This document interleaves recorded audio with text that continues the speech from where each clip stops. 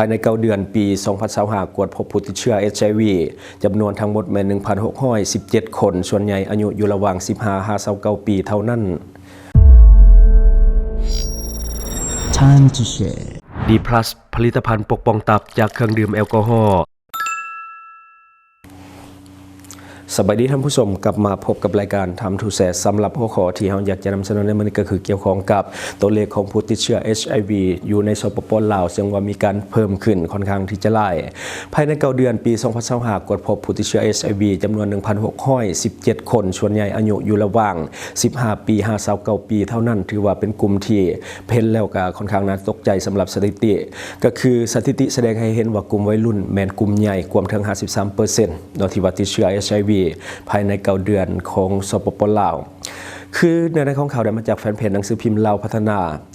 ศูนย์ต้านเอดส์และพยาธิติดต่อทางเพศสัมพันธ์กระทรวงสาธารณสุขรายงานเนื่องในวันสากลต้านเอดส์วันที่1 ธันวาคม ปี 2025 นี้ว่า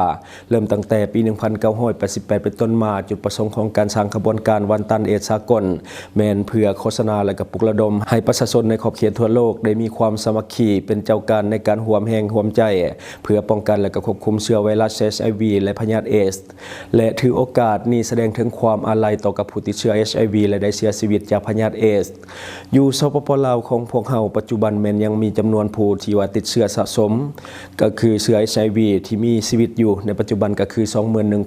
21,363 คนผู้ติดเชื้อที่ว่ามีนาเข้ามาปินปัวเรื่องของการใช้ยาต้านก็คือจำนวน 14,314 คนเท่านั้นตัวเลขรายงานเฉพาะปี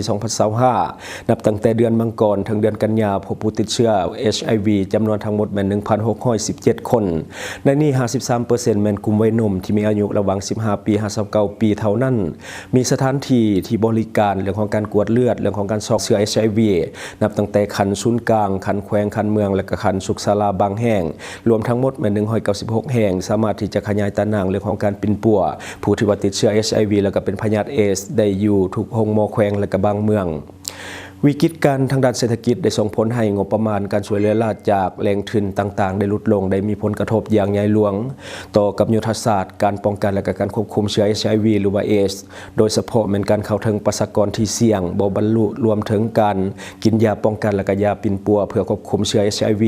แม้นมีความยุ่งยากและเคียงคู่กันนั่นการจำแนกการรังเกียจต่อกับผู้ติดเชื้อ HIV หรือว่าพยาธิเอดส์แม้นยังพบอยู่ในสถานที่บริการและชุมชน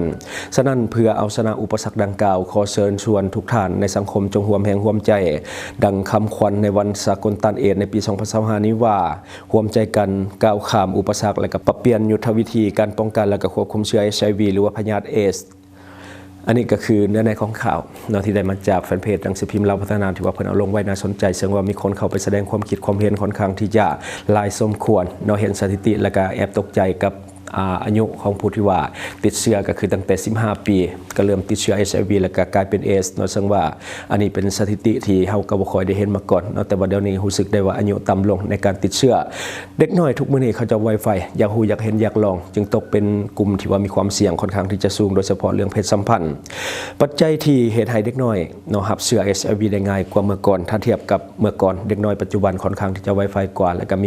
มีหลายปัจจัยที่ว่าเหตุให้เขาเจ้าเข้าถึงเชื้อได้ง่ายกว่าก็คือ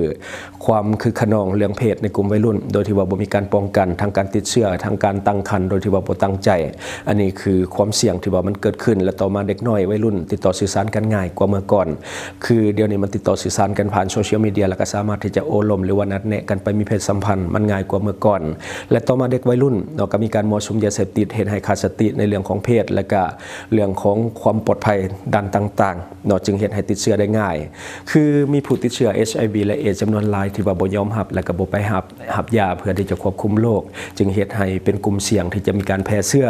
ยังมีผู้ติดเชื้อจำนวนหลายที่บ่ยอมรับว่าตัวเองติดเชื้อเอดส์หรือว่า HIV และก็บ่ยอมไปกวดหรือว่าบ่รับยาควบคุมโรคอันนี้เป็นพฤติกรรมเสี่ยงเพราะย่านเกิดความอับอายถ้าว่าตัวเองติดเชื้อโดยระบบไปรับยาก็คือย่านตัวเองเกิดความอับอายและก็ย่านสังคมรังเกียจถ้าว่าตัวเองติด HIV หรือว่าติดเอดส์แล้วก็ต่อมาก็คือจะย่านมีผลกระทบกับชีวิตเรื่องของการใช้ชีวิตและก็เรื่องของหน้า น้าที่การงานต่างๆถ้าว่าเป็นเอสเนาะสังคมก็จะรังเกียจและก็จะมีผลต่อการเฮ็ดเวียกและต่อมาก็ยังมีหลายคนเนาะบ่ยอมปินปัวและก็ใช้ชีวิตแบบเสี่ยงต่อกับการแพร่เชื้อในสังคมต่อไปอีกคือกลุ่มคนบางคนโดยเฉพาะกลุ่มคนตามสถานบันเทิงต่างๆและก็กลุ่มคนที่ให้บริการทางเพศบางทีฮู้แล้วว่าตัวเองติดแต่ว่าเนาะบ่ยอมปินปัวหรือว่าบ่ยอมรักษาและบ่ยอมปรับเปลี่ยนพฤติกรรมยังเฮ็ดเวียกเดิมๆต่อไปจึงเฮ็ดให้มีโอกาสสูงที่จะแพร่เชื้อไปให้คนอื่นที่ว่ามาใช้บริการฉะนั้นเรียกร้องให้ผู้ที่ว่าติดเชื้อหรือว่ามีความเสี่ยงจงเข้าไปกวดแล้วก็รับยาถ้าว่าติดเชื้อแล้วรวมทั้งเปลี่ยนพฤติกรรมต่างๆนํด้วยเนาะคันว่าติดเชื้อแล้วก็เปลี่ยนพฤติกรรมพร้อมคันบ่เปลี่ยนนี่ก็จะเป็นการแพร่เชื้อกลุ่มคนที่ว่ามีความเสี่ยงที่จะติดเชื้อ HIV สูงหนึ่งก็คือกลุ่มสาวให้บริการทางเพศและก็ผู้ที่ว่ามักไปใช้บริการสาวบริการทางเพศก็มีความเสี่ยงสูงเช่นกันและต่อมาก็จะเป็นกลุ่มสายปฏิทางไลน์เนาะก็คือกลุ่มวัยรุ่นที่ว่าเกี่ยวข้องกับเรื่องของแอลกอฮอล์มึนเมาและก็ยาเสพติดเนาะแล้วก็จะมีเพศสัมพันธ์ตัวนี้ก็เป็นเพศสัมพันธ์ที่ค่อนข้างที่จะเสี่ยงที่จะรับเชื้อได้ง่ายและต่อมาก็จะเป็นกลุ่มคนที่เฮ็ดเวียกสายบริการตามสถานบันเทิงต่างๆเด็กเสิร์ฟ PR จังซี่ก็ถือว่ามีความเสี่ยงค่อนข้างที่จะสูงคือกันและต่อมาก็จะเป็นกลุ่มคนเหล่านี้เราควรมันไปกวดเราคนที่ว่ามีความเสี่ยงในควรมันไปกวดสุขภาพเป็นประจำและก็รวมทั้งกลุ่มคนที่ว่ามักใช้บริการก็ควรไปกวดเช่นเดียวกันเนาะก็คือการปินปัว HIV หรือว่า AIDS นี่มันบ่ได้เสียเงินเนาะก็คือไปกวดก็กวดฟรีแล้วก็กินยาก็กินยาฟรีบ่ได้จ่ายหยังเลยเพราะว่ามันมีทุนจากสากลอยู่แล้วที่ว่าเขาเจ้าสนับสนุนกับองค์การจัดตั้งสากลพวก Global Fund อย่างต่างๆเขาเจ้าก็จะสนับสนุนบ่ให้มีการแพร่เรื่องของเชื้อ HIV หรือว่า AIDS เนาะซึ่งว่ามันจะปินปัวฟรีกวดฟรีได้ตลอดเวลาเนาะฉะนั้นไปกวดแล้วก็รับยาฟรีตลอดชีวิตคือคันรู้สึกว่าตัวเองมีความเสี่ยงควรจะไปกวดตั้งแต่ต้นเนาะเพราะว่ามันบ่มีค่าใช้จ่ายหยังแล้วก็กินยาก็บ่ได้เสียเงินแล้วก็เขาก็ปิดลับให้เฮาพร้อมคันว่าเฮาไปกวดเนาะคือบางคนเป็นห่วงเรื่องของภาพลักษณ์เรื่องของสังคมจะรังเกียจแบบนี้ก็ต้องได้รักษาความลับเอาเองเนาะก็คือมันไปกวดแล้วก็รับยามากินปกติก็คือใช้ชีวิตปกติอาการมันก็บ่ออกสามารถอยู่ในสังคมได้แบบปกติสังคมก็เบิ่งบ่ออกถ้าว่าเฮาบ่เปิดเผยข้อมูลเองเนาะซึ่งว่าทางศูนย์เพิ่นก็เก็บกำข้อมูลอยู่แล้วก็เพิ่นก็เป็นความลับคือกันบัดนี้เฮามาเบิ่งความต่างระหว่าง HIV และ AIDS เนาะซึ่งว่า2พยาธินี้มีความใกล้เคียงกันและก็ต่อเนื่องกันคือ HIV มันย่อมาจากคำว่า Human Immunodeficient Virus เนาะสำหรับ HIV ก็คือย่อมาจากตัวนี้ก็คือไวรัสภูมิคุ้มกันที่ว่ามันบกพร่องของคนอันนี้คือ HIV ซึ่งว่ามันเป็นเชื้อไวรัสชนิดหนึ่งที่ว่าโจมตีแล้วก็ทำลายเม็ดเลือดขาวหรือว่า CD4 T cells เนาะซึ่งว่าเป็นส่วนสำคัญของระบบภูมิคุ้มกันในร่างกายของคนเฮาเนาะและต่อมาก็จะเป็นตัว AIDS นี่ย่อมาจากคำว่า Acquired Immune Deficiency Syndrome เนาะอันนี้ก็คือคำว่า AIDS เนาะที่เฮาเว้ากันก็คือเป็นพยาธิเรื่องของการอาการคุ้มกันบกพร่องเนาะก็คือภูมิคุ้มกันบกพร่องสำหรับร่างกายเป็นกลุ่มอาการหรือว่าระยะสุขภาพสุดท้ายที่ว่าเกิดขึ้นย้อนการติดเชื้อ HIV ได้ทำลายระบบคุ้มกันไปหมดแล้วเนาะอันนี้ก็คือเรื่องของ AIDS มันก็จะแตกต่างกันหน่อยนึงก็คือพวกที่เป็น HIV มันก็จะเป็นไวรัสแต่ว่าคือ AIDS นี่มันเป็นโรคเนาะซึ่งว่ามันจะต่างกันหน่อยนึงถึงแม้ว่าทุกวันนี้จะบ่มียาที่ว่าปินปัวแบบให้หายขาด 100% แต่ว่ามันสามารถที่จะควบคุมอาการของโรคบ่ให้มันแพร่ลามหรือว่าให้แสดงอาการเนาะซึ่งว่า